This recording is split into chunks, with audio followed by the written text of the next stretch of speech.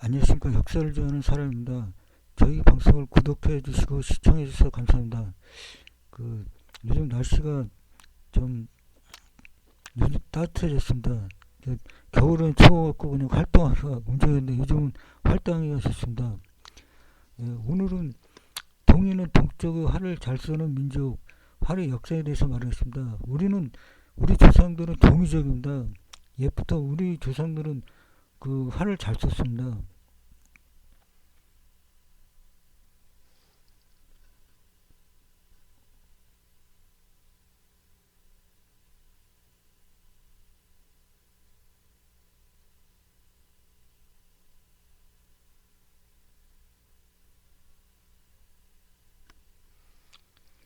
우리 민족을 일컬어 동이라 했습니다.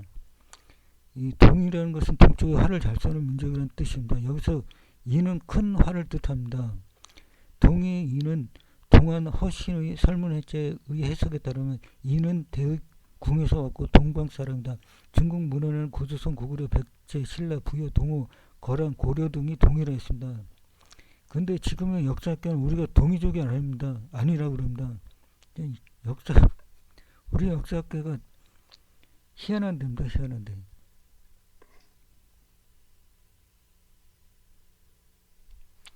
그, 그 조선시대 정약용 선생은 여의도항 전서에서 이라는 것은 큰 활이다. 이의 십석은 큰 활을 사용하여 남들을 상처 입히니 고로 육서가에서 그 글자를 가차하여 상해를 입힌다는 뜻으로 삼은 것이다. 라고 했습니다.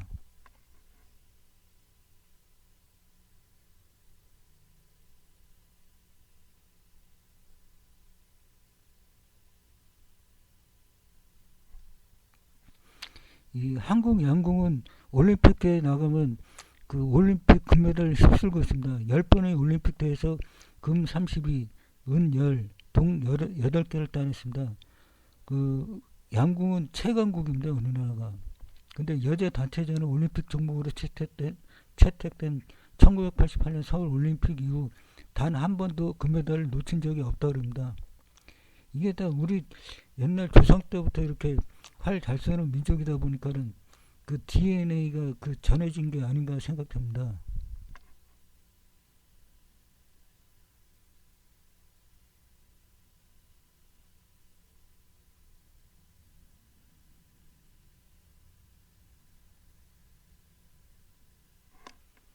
그 최종병기 활 이거 저도 몇 판 봤습니다. 그래서 재밌게 봤는데 여기에 최종병기 활을 보면은 편전이 납니다. 이 편전은 보통 활보다 2배 정도 더 나간다 그럽니다. 관통력도 세다 그럽니다. 그래서 이 편전을 국가 기밀 정보 무기 그 국가 기밀로 해갖고 그 다른 나라에 안 알려줬다 그럽니다. 이 편전 만드는 기술을.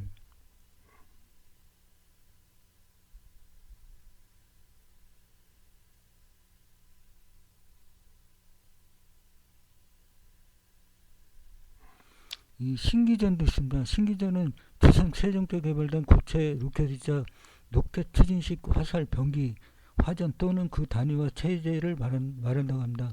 고려시대의 화학 로켓 조화를 개량한 무기였으며 문정부 하차 보급로 일종의 다연장 로켓포로 발전했습니다.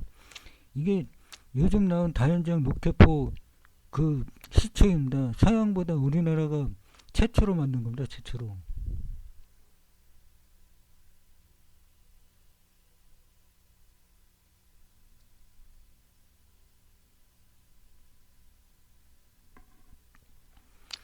고려는 원나라 고려 때 활도 유명했습니다.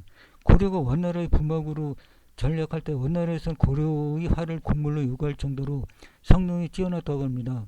몽고 기병들의 60%가 우리나라의 고려 활을 사용했고 또 자기네들의 북박군을 병행해서 사용했고 원나라 황제도 고려 활을 많이 애용했다고 합니다. 원나라에서도 고려 활이 성능이 우수하다는 걸 알고 있었습니다.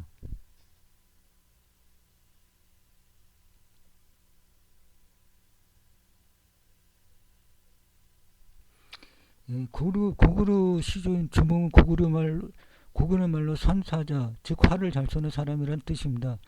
이들 유리왕도 증성자의 호동왕자도 명궁이었습니다.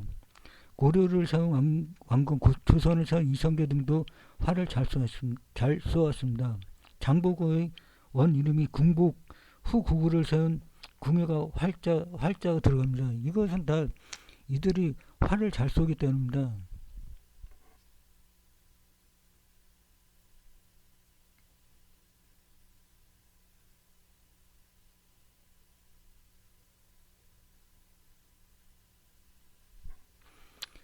고구려 활은 맥궁, 각궁, 단궁이라는 이름으로 불렀습니다.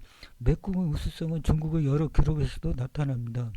맥궁의 활체는 한 덩어리 아니라 중피를 가운데 두고 양쪽에서 끼워가며 만든 것입니다. 광개토대왕은 산둥반도의 남면에서 물소를 수입해 물소불을 활용했다고 합니다.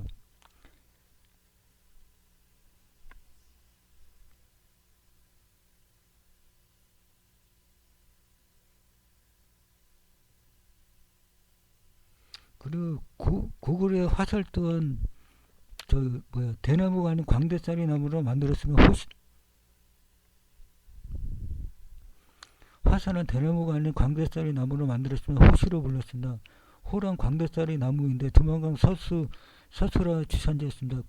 고구려 출토된 유물에 의하면 화살촉은 도끼날형, 버들잎형, 마른 모형, 삼각형, 창문형, 송곳천, 끌형, 외날칼형,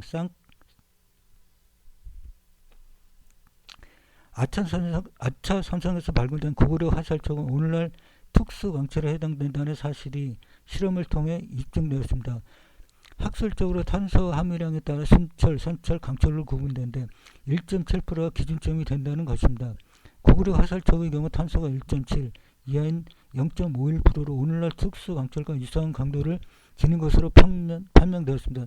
심지어 일반 화살의 경우 함석판을 4장을 관통했으며 고구려 화살은 5장을 관통하여 고구려 화살의 우수성을 입증한 것이었습니다. 삼국사기 신라분기 문무왕 9년초에 다음과 같은 기록이 있습니다. 겨울에 당나라 사신이 도착하여 도서를 전하고 세뇌 기술자 사천 구진천과 함께 돌아왔습니다.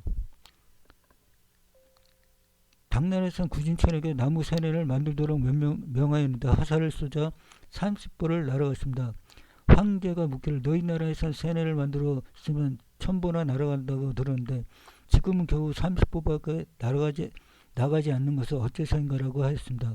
구진천은 대답하기를 제목이 좋지 않기 때문입니다. 만약 본국의 제목을 가져오면 그것을 만들 수 있습니다. 라고 하였습니다. 천재가 사신을 보내 제목을 구하니 곧 대나마 복한을 보내 나무를 바쳤습니다. 이에 다시 만들 것을 명하고 쏘아보니 60보에 이르렀습니다. 이건 고조선 시대 세뇌 손잡이입니다. 황해부터 황죽은 금성리에서 있는 옛 무덤 고조선 후기 덧날 무덤입니다.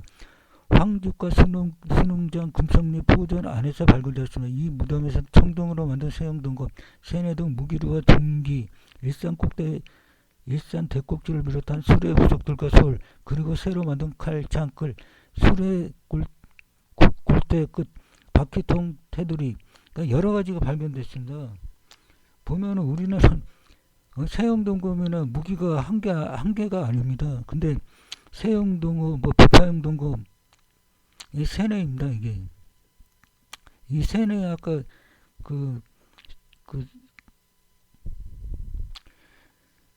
조선은 중국 문헌에 보면 중국 한화 때 식신, 주나라 때 숙신, 고조선으로 나옵니다.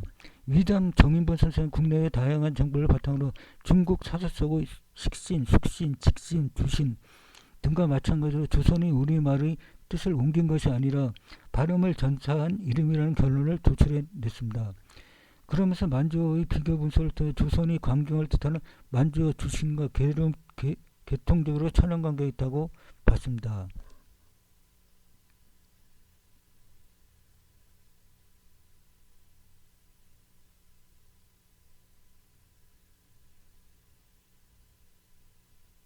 조선은 고조선을 말하는 것입니다. 신채호 선생은 만주 원력의 설명에 부과해 조선의 원래 발음 주신이고 그 뜻은 주신의 소속 광경이라 했습니다. 즉 밝음을 숭상하는 주신족이 소속해서 살고 있는 광경, 주신 세상, 주신이라는 뜻으로 이해할 수 있습니다. 조선이라는 명칭은 광명을 뜻하는 아침조, 빛날산으로 밝음을 숭상하는 주신족의 의미를 강조한 것으로 볼 수 있습니다. 한의 고조선 연구를 대표하는 저작을 평가받고 있는 니지린 선생의 고조선 연구에서는 숙신이나 조선의 말이 우리 고대어의 해뜨는 광명의 나라나 서울을 의미한다고 했습니다. 이렇게 고조선은 옛날에 숙신, 식신으로 불렀습니다. 중국 문헌에도 그게 다 나오고 있습니다. 중국학자 부산의 이하 동서설에서 사마천 사기 사마사 열전의 좌우부에 제나라는 비스듬히 숙신과 경계를 이루고 있다고 한 것에 비하면 옛 숙신은 당연히 한나라 때의 조선의 후세의 음루와는 관계가 없다고 했습니다. 이 조선은 음루 말갈 여진 그 관계가 없습니다. 한나라 이전의 숙신이라는 건 고조선을 말하는 것입니다. 조선시대 정약용 선생은 숙신은 고조선을 말한다고 했습니다. 많은 학자들이 중국 한나라, 상나라, 주나라 때 고조선을 식신, 숙신, 조선으로 불렀습니다. 나도 이 학자들을 말을 믿고 고조선은 실제 역사고 단군사는 실제 역사를 믿습니다. 근데 우리나라 역사학계는 단군 조선을 부정하고 우리 조상이 동이족이 아니라 그럽니다. 죽석에는 이런 기록이 있습니다. 순임금 유시 25년 식신씨가 조공을 맡고 활과 화살을 공물로 바쳤다. 이 순임금은 한나라 이전 나라입니다. 주왕의 바야흐로 융성하였으나 희송은 숙신이 입자하여 할애할 것을 새겼고 숙신계의 다음 같은 말이 전합니다. 옛날에 무왕이 상나라를 이기고 구유와 백만의 길을 통하게 하여 그들에게 각각 광야를 가져와 바치게 함으로써 직분과 본업을 잊지 않게 하였다. 이에 숙신은 호수와 성령을 바쳤는데 그 길이가 한자 8치였다. 선왕이 그 아름다운 덕이 멀리까지 이르렀음을 밝히고 후인에게 보여 길이 거울로 삼도록 하였다. 그러므로 그 온이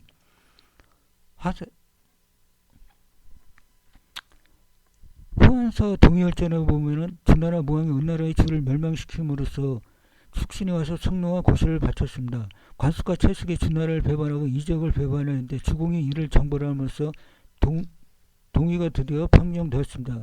광왕 때 숙신이 다시 왔습니다. 고조선은 중국 한나라 주나라 때 식신, 숙신으로 불렀습니다. 숙신은 한나라, 상나라, 주나라에 고역하는데 고역하면서 바친 물품이 호수와 성노인데 주나라에서는 숙신은 호수와 성노가 뛰어난 제품이고 활도 성능이 좋았습니다. 숙신, 식신, 고조선은 중국 손임금 한나라, 상나라, 주나라 때 그랬고 오래된 나라에게 이들을 후하게 대접했습니다. 우리나라는 신석기 이전부터 활과 화살을 사용했고 신석기 들어서는 화살촉도 날카롭게 정교하게 만들었습니다. 고조선은 중국 한나라, 주나라 때 식신, 숙신을 불렀습니다. 숙신은 한나라, 상나라, 주나라에 거역했는데 거역하면서 바친 물품이 호시와 성노인데 주나라에서는 숙신의 호시와 성노가 뛰어난 제품이고 활도 성능이 좋았고 숙신이 중국 손임금 한나라, 상나라, 주나라 결했던 오래된 나라이기에 이들을 후하게 대접했습니다. 고조선 시대에 와서 활과 화살은 더 발전했고 세뇌 장치 유물도 발견했는데 세뇌도 사용했음을 알 수 있습니다. 숙신은 후시와 성노, 예의 단궁, 고구려의 맥궁인데 이는 서로 다릅니다. 후시란 광대짜리로 만드는 화살로서 길이가 일자 8치이며 살촉은 백두산에서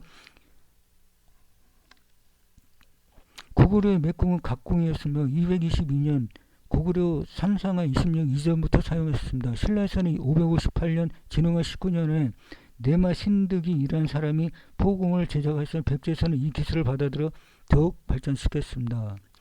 활은 크게 나누어 장궁과 단궁이 있었고 구조상 환목궁과 복학궁으로 나뉜다. 한국의 활은 복학단국이었습니다. 고려의 활은 몽골이 사용한 원나라로 인정한 화살로 다른 나라 사람들에게 소개주었다고 합니다. 조선시대 편지를 만들어서 보통 활보다 더 멀리 쏘았고 구사 기밀로서 다른 나라에 알려지지 않았습니다. 신기전 또한 화약을 사용해서 많은 화살을 발사했는데 지금의 다연장 목격포의 기원이라 할 수 있습니다. 현대에 와서 올림픽 양궁 경기가 있는데 양궁은 우리나라 선수가 경기에서 많은 우승을 해서 경기 방식을 바꿀 정도입니다.